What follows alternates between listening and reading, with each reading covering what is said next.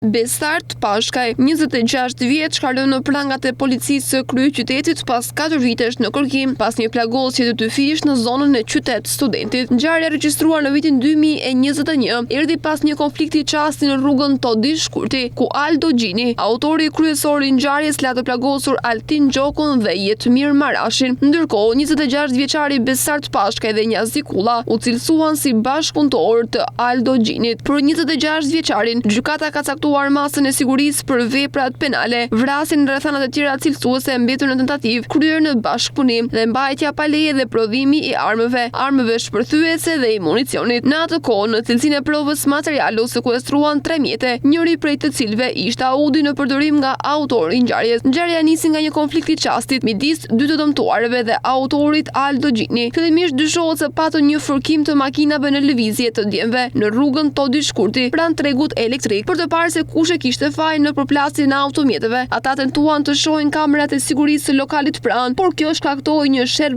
bar mes tyre dhe Aldo Gjinit. Ky i fundit nxorri pistoletin dhe qëlloi në drejtim të Gjokës dhe Marashit për të larguar më pas me makinë.